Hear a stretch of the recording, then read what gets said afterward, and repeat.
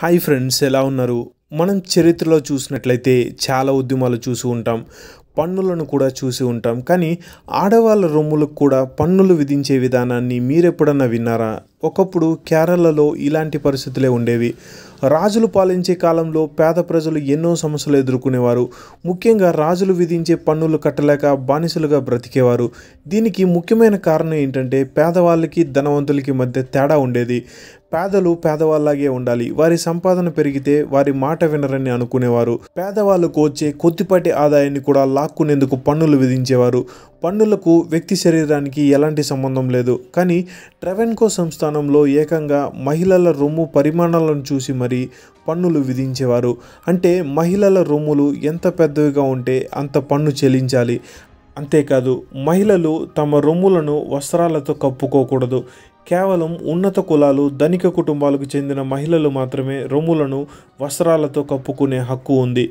దీంతో ఆడవారు వస్త్రాలు కప్పుకోకుండా తిరిగేవారు. దీనిని సైనికులు, అధికారులు ఆసరాగా తీసుకొని వారిపై అత్యాచారాలు, లైంగిక దాడులకు పాల్పడేవారు. అప్పట్లో వారి మైండ్లో ఒక లాజిక్ ఉండేది. ఎవరైతే ఆహారం ఎక్కువగా తింటారో వారి రొమ్ములు పెద్దవిగా ఉంటాయని, తక్కువ ఆహారం తినేవారు రొమ్ములు చిన్నవిగా ఉంటాయని గుడ్డిగా నమ్మేవారు. అంటే మహిళలు రొమ్ములు పెద్దవిగా ఉన్నట్లయితే వారికి 3 పూట్ల మంచి ఆహారం లభిస్తుందని, అంత తిండి తింటున్నారంటే వారికి ఆర్థిక స్థితి మెరుగ్గా ఉంటుందనే అంచనాకు వచ్చేవారు. అంతేకాక నెలకొకసారి వచ్చి మహిళల రొమ్ముల పరిమాణాన్ని బట్టి పన్ను విధించేవారు. కొందరైతే ఈ అవమానాన్ని తట్టుకోలేక చనిపోయేవారు. కొందరు భర్తలకు దూరమయ్యారు. మరికొందరు మహిళలను లోబరుచుకునేవారు. అప్పట్లో ప్రజలు బిక్కుబిక్కుమంటూ భయపడుతూ బ్రతికేవారు.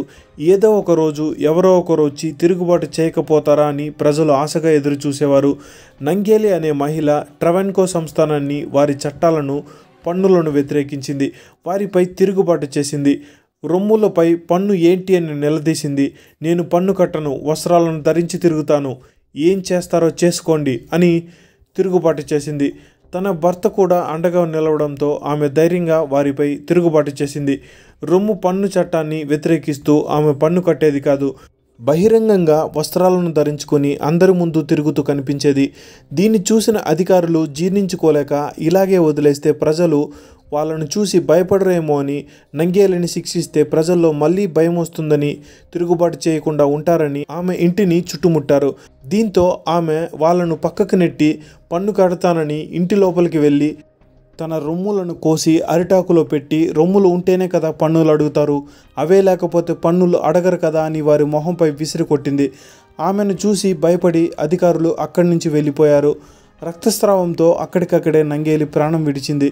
నంగేలిని ప్రాణం కంటే ఎక్కువగా ప్రేమించిన భర్త ఆమె మరణాన్ని తట్టుకోలేకపోయాడు.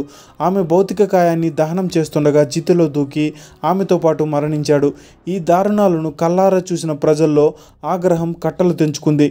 నంగేలి ఆమె భర్త మరణాలు వృధాగా పోకూడదని, పాలకుల ఆగడాలపై పోరాడితేనే తమ పిల్లల భవిష్యత్తు బాగుంటుందని ప్రాణాలకు తెగించి పోరాటానికి సిద్ధమయ్యారు. నిజానికి ఆమె ధైర్యానికి తప్పకుండా salute కొట్టాల్సిందే. Thanks for watching. This is Vamsi Krishna signing up. Bye.